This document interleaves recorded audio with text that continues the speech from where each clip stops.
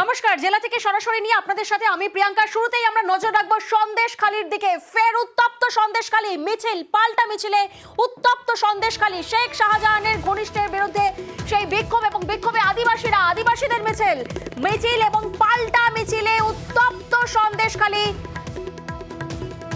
এবং সেই ছবি আপনাদেরকে দেখাবো, উত্তপ্ত সন্দেশখালীর ছবি। দেখুন সেই ছবি, লাঠি সোটা নিয়ে তৈরি যুযুধান দুপক্ষ। শাহজাহান ঘনিষ্ঠদের বিরুদ্ধে আদিবাসীদের মিছিল এবং সেই মিছিল এবং পাল্টা মিছিলে উত্তপ্ত সন্দেশখালী।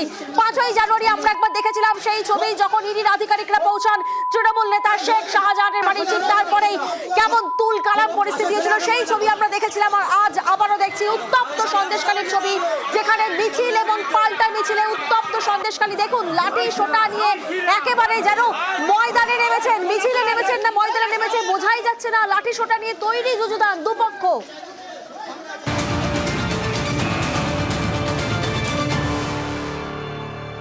যে ছবি এই মুহূর্তে আপনাদেরকে দেখাচ্ছি, সন্দেশখালীর ছবি আপনাদেরকে দেখাচ্ছি এই মুহূর্তে। মিছিল এবং পাল্টা মিছিলে উত্তপ্ত সন্দেশখালী। প্রতিনিধি অনুপম এই মুহূর্তে আমাদের সঙ্গে রয়েছেন, অনুপমের থেকে জানবো সরাসরি। অনুপম, যে ছবি আমরা এই মুহূর্তে দেখছি, যে একেবারে উত্তপ্ত সন্দেশখালী, কিন্তু এই মুহূর্তে ঠিক কি পরিস্থিতি, কি কারণে এই মিছিল এবং পাল্টা মিছিল?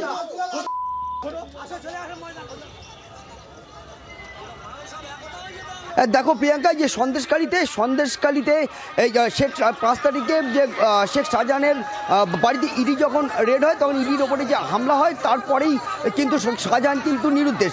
তারপরের থেকে কিন্তু দেখা যাচ্ছে যে শেখ শাহজাহানের যে অনুগামী উত্তম সর্দার এবং শিবু হাজরা, তাদের বিরুদ্ধে কিন্তু দফায় দফায় কিন্তু এখানকার যে আদিবাসী মহল এবং যে জমি রক্ষা কমিটি, তারা কিন্তু দফায় দফায় কিন্তু বিক্ষোভ করছে। বেশ কয়েকদিন ধরে কিন্তু বিক্ষোভ করছে, থানার সামনে বিক্ষোভ করছে, বিডিও অফিসের সামনে বিক্ষোভ করছে। তারা স্মারকলিপি জমা দিচ্ছে, তাদের যেসব জমি দখল করে রেখেছে উত্তম সর্দার শিবু হাজরা বলে অভিযোগ করছে, সেই সব জমি তারা ফেরত চাচ্ছে।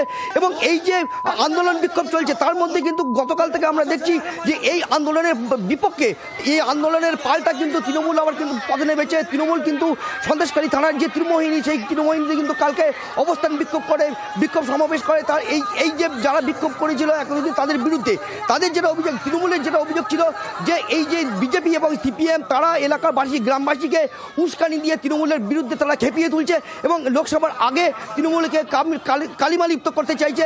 এই জন্য কিন্তু তারা তৃণমূলের পক্ষ থেকে কিন্তু গতকাল এবং আজকে সকাল থেকেই কিন্তু এলাকায় কিন্তু আর কি বিক্ষোভ সমাবেশ তৈরি হয়। এবং আজ বিকালের থেকে কিন্তু পুরো চিত্রটাই কিন্তু পাল্টে যায়। যেসব আদিবাসী মহল এবং যেসব জমি রক্ষা কমিটি, তারা কিন্তু একজোট হয়ে এই যে তৃণমূল যারা বিক্ষোভ করছিল, তাদের দিকে কিন্তু লাঠি সোটা নিয়ে কিন্তু তারা কিন্তু চলে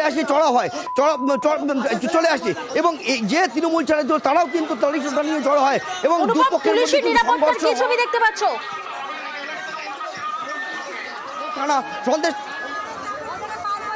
এই দেখো, এই যে ঘটনার খবর পেয়ে কিন্তু ঘটনাস্থলে কিন্তু চলে আসে সন্দেশখালী থানার পুলিশ। এবং সন্দেশখালী থানার পুলিশের উপস্থিতিতেই কিন্তু বড় সড় সংঘর্ষের হাত থেকে কিন্তু রক্ষা পায়। সংঘর্ষ হতে যায়নি, পুলিশের নিরাপত্তার ব্যবস্থা একেবারে করা হয়েছে এবং তারপরে কোথাও না কোথাও পরিস্থিতি নিয়ন্ত্রণে।